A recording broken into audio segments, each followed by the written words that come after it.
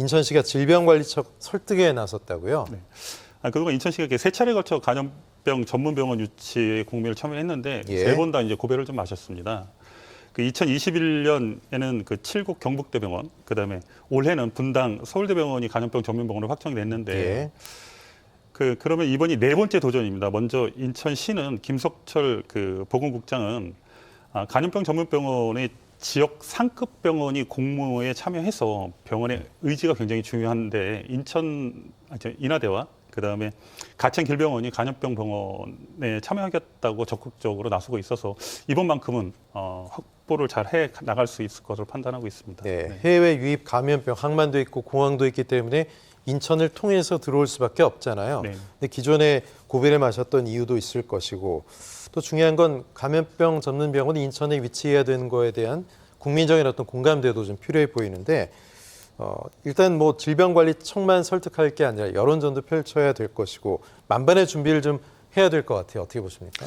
그래서 인천시도 감염병 전문병원 유치의 전략을 지금 변경해서 네. 지역 병원들과 협력해서 공모 선정 방안을 수립하고 해외에서 외국인들이 90%가 인천을 통해 들어오고 또 코로나나 그다음에 원숭이 두창 뭐 모두가 인천을 통해서 전국으로 퍼진 만큼 공항과 그렇죠. 항만이 있다는 점을 정부를 설득을 하고 기존의 행정구역을 기준으로 그 권역 기준을 삼았는데 이거를 변경해달라고 일단 그 중앙정부에 요청을 했고요. 또 여야 의원들을 만난 정책 간담회에서 정부의 감염병 전문병원 공모 조건을 항공과 항만, 공항이 있는 인천이 유리하도록 그 변경해 줄 것을 요청하기도 했습니다. 이처럼 네. 공모를 위해서 지역의 병원들 그리고 또 정치권이 협력해서 총력전을 펼친다면 이번이 네 번째인 만큼 그 공공의료 인프라 유치에 최선을 다하겠다는 인천시의 입장이기도 합니다. 네, 3전 4기인데요. 이번에 좋은 효과 네. 결과 거두길 바라겠습니다. 자, 인천 포커스 이번엔 인천 시민들이 가장 큰 관심을 갖고 있는 교통 현안에 대해서 얘기해 보겠습니다. 우선 KTX 인천역인데요. 우선 중구 얘기입니다. 이 KTX 인천역 유치, 서명 운동이 뜨겁다, 아니다, 그거보다는 좀 열기가 미치지 못한다 이런 말들이 엇갈리고 있는데 어떻게 된 겁니까?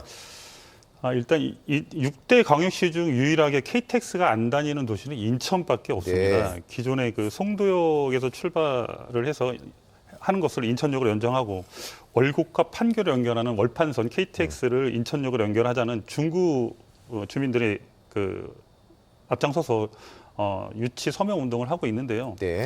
현재 1만 명을 돌파했다는 주장이 있고 또 그 절반이라는 주장이 있는데 중구청은 다음 달까지 3만 명을 목표로 자생단체와 시민사회단체 등을 협력해서 목표를 달성한다는 계획입니다.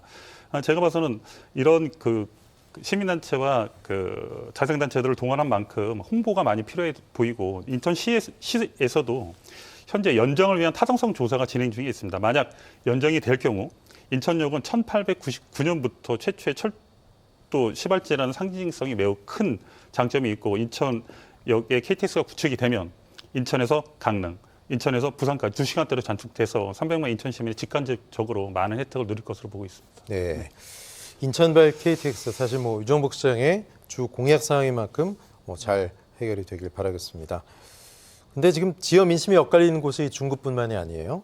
인천시가 기존의 송도역 기점을 경인 전철 인천역으로 연장하는 방안을 검토하고 있는데 지역 여론이 엇갈리고 있다고 들었습니다. 네.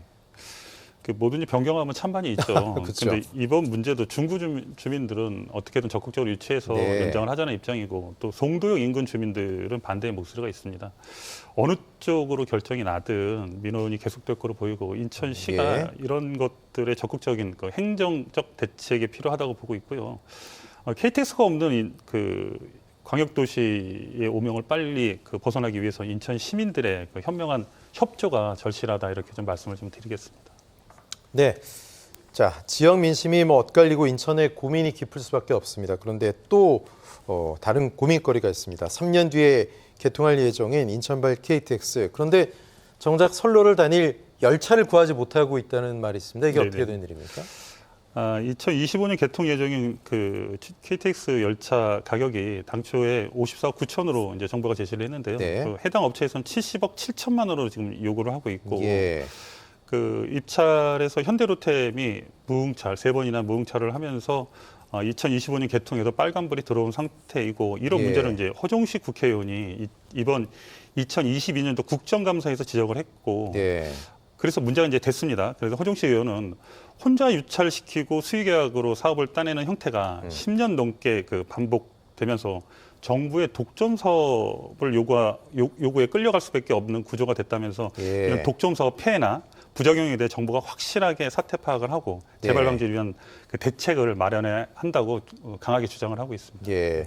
지금 뭐 14억 정도 차이가 나는데 이게 과연 진짜 이렇게 유 전 의원께서 보시기엔 정부의 독점적인 사업 추진이 가져오는 폐해인지 아니면 이런 일이 재발하지 않으려면 어떤 다른 보완 대책이 필요한지 좀 말씀해 주십시오. 일단은 그 경쟁 업체가 없어서 국가적으로는 그 독점 업체에 끌려갈 수밖에 없는 구조인데 네. 이런 폐해를 막기 위해선 보다 현실적인 대안들을 정부에서 제시를 해주고 또 합리적인 그 입찰 조건이나 가격 변동에 대해서 국민들께 그 자세하게 설명할 수 있는 기회들을 많이 만들어내는 것이 이런 폐해를 좀 줄일 수 있는 그 방법이다 이렇게 말씀을 좀 드리겠습니다. 네, 알겠습니다. 말씀 여기까지 듣겠습니다.